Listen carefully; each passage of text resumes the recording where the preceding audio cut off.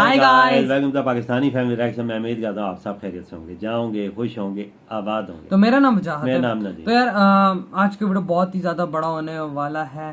भिखारी मुल्क के उजड़े हालात देख बौखलाई पाकिस्तानी एंकर। अच्छा, मतलब आजकल तो पूरी अवाम ही बौखलाई हुई है पाकिस्तान की। पूरा पाकिस्तान ही बौखलाहट का शिकार हुआ। वही ना, कोई इधर भाग रहा है, कोई उधर भाग रहा है। आधा लोग तो भागना शुरू हो गया पाकिस्तान से यूरोप की तरफ। बिल्कुल, जिनके पास भी सुनी है बिल्कुल, जिनके लोग भाग रहे हैं। वही ना, जिनके पास वीजे शीजे हैं, जो निकल सकते थे वो जाते जा रहे हैं, क्योंकि उनको पता है यहाँ क्या कंडीशंस कैसी हैं। बिल्कुल। तो अभी पहले ये वीडियो देखते हैं, फिर उसके बारे में कुछ कह पाएंगे। तो यार ओरिजिनल वीडियो का लिंक मिलेगा डिस्क्रिप्शन में, लाजमी कीजिएगा इनके चैनल को सब्सक्राइब। तो कौन करते हैं स्टार्ट। मुल्क की मईशत का जनाजा निकल गया, मुल्क दिवालिया हो गया।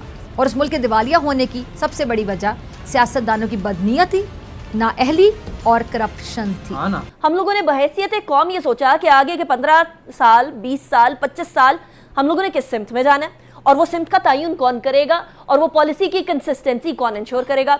जो हुकूमत आती है 5 साल का सोचती है, 5 साल का सोचकर हाथ झाड़ के चली जाती है, और चलती बनती हुई हुकूमत की जो पॉलिसीज होती हैं वो अगली हुकूमत आकर उसकी तरफ देखना भी गवारा नहीं करती और पॉलिसीज को तब्दील कर देती है। पाकिस्तान वो मुल्क है जिसका 5 साल जो फ्यूचर प्लान था वो दूसरे ममालिक ने लेकर तरक्की कर ली और तरक्की की उरूज पर पहुंच गया।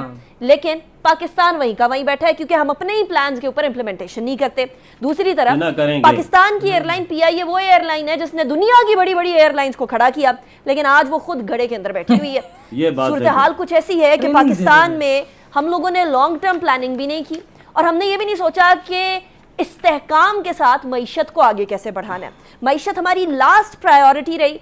सियासी जुमलाबाजी, सियासी तानाबाजी, ये हमारी सबसे पहली प्रायोरिटीज रही। और क्योंकि हम पॉलिटिकल टर्मोइल का हिस्सा रहे, पाकिस्तान के अंदर पॉलिटिकल स्टेबिलिटी तो आई नहीं, इसलिए माशी स्टेबिलिटी भी नहीं आ सकी। लेकिन अब वो वक्त है कि हमारे पास और ज़्यादा टाइम नहीं है, और ज़्यादा मोहलत नहीं है कि हम ये सोच सकें कि जी सियासत पे बात करते रहते हैं और मईशत को पीछे छोड़ देते हैं। इसीलिए आज एक बहुत इंपॉर्टेंट टॉपिक लेकर मैं आपके सामने आई हूँ, सस्टेनेबल डेवलपमेंट इकोनॉमी की। सस्टेनेबल इकोनॉमी, सस्टेनेबल मईशत एक ऐसी मईशत होती है जो कि किसी मुल्क को मोहताज ना करे। एक ऐसी मईशत जिसके अंदर हर साल हमें IMF के दर पर जाकर जो है वो खटखटाना ना पड़े कि किसी तरीके से हम लोगों को कुछ पैसे दे दें, हमें बेल आउट कर दें, ताकि हम डिफॉल्ट में ना चले जाएं, ताकि हमारा वो हाल ना हो जैसा श्रीलंका का हुआ या क्यूबा का हुआ या लेबनान का हुआ।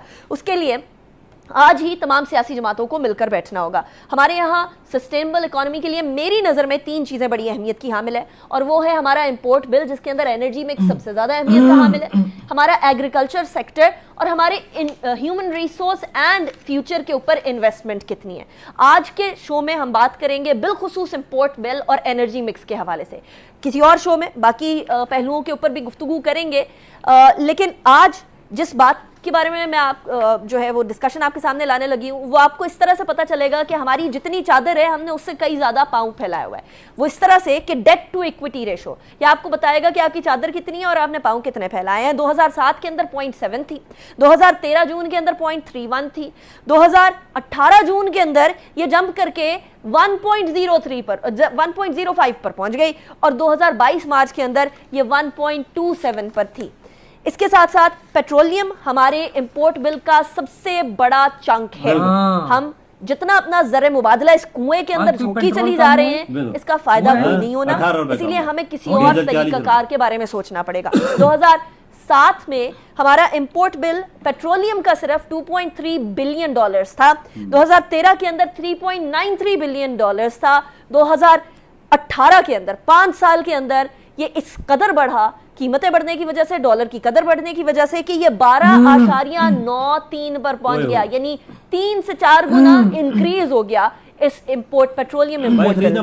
उसके बाद 10 माह, सिर्फ 10 माह, पूरा साल भी नहीं, 2022 और 21 जो फाइनेंशियल ईयर गुजरा, जिसके अंदर $17 बिलियन की हमने पेट्रोलियम मसनूआत इंपोर्ट की। हमारी बिजली बनती है तो पेट्रोलियम मसनूआत से, हमारी गाड़ियां चलती हैं तो पेट्रोलियम मसनूआत से। हम सोलर की तरफ भी नहीं जा रहे कि हम सोलर पैनल्स की तरफ और सोलर इलेक्ट्रिसिटी की तरफ जाएं, हम विंड की तरफ भी हमारा बहुत कम ध्यान है, और हाइडल के जो मंसूबे बन जाते हैं वो तो ताखीर का शिकार हो जाते हैं या सियासत की नजर हो जाते हैं। अब ये मामला तब्दील करना पड़ेगा। देखिए, पहली चीज जो आपने अपने तारुफ में बोली है, उसको अगर मैं समराइज करूं तो 30-35 बरस से मईशत का ढांचा तब्दील नहीं हुआ, जबकि हमारे कंपेटिटर्स ने अपने मईशत के ढांचे को इंडिया को डिवर्सिफाई देख लो भी ना। किया हाँ। और उसको ज्यादा कंपेटिटिव भी ऐसा करके डंडा खड़ा किया है खासतौर कि पे दुनिया देख। Export competitiveness.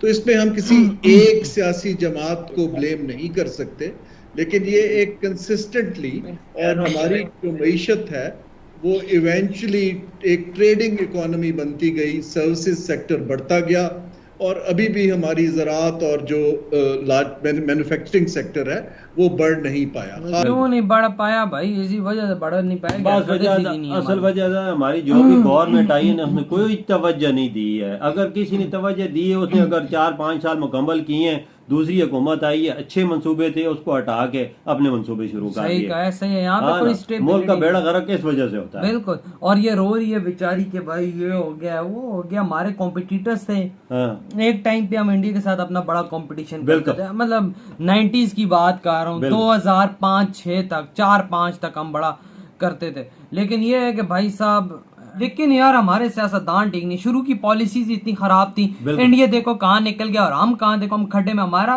हर एक सिस्टम यार, आजकल तो लोग यहाँ से भागने पे आ गए हैं। मतलब जिनके पास पैसा है वो तो भाग रहा है, जिसके पास पैसा नहीं है वो तो यहाँ पे रोडों पे रोल रहा है, रोडों पे मर रहा है। भाई क्या बंदा बात जिनके पास, भाई तुम्हारी बात ठीक है, मैं एग्री करता हूँ, जिनके पास पैसा उन्होंने बाहर इन्वेस्टमेंट कर लिया, अपने बाहर कारोबार सेट लिया और पाकिस्तान से सारा पैसा निकाल के बाहर ले गए बड़े बड़े अमीर लोग। वही ना, अभी कोई तुर्की निकल गया, कोई यूरोप निकल गया, कोई दुबई निकल गया, कोई इंग्लैंड शिफ्ट हो गया है, कोई अमेरिका निकल गया। जिनके पास वीजे शीजे थे, एबिलिटीज थी उनके पास निकलने की, भाई वो निकल चुके हैं। हमारे खजाने में रिजर्व कितने 7-8 अरब डॉलर पड़े हुए हैं, वजह से मुल्क नहीं चलता। डेली स्टॉक मार्केट हमारी गिर रही है। स्टॉक मार्केट तो क्रैश हो गई है ना।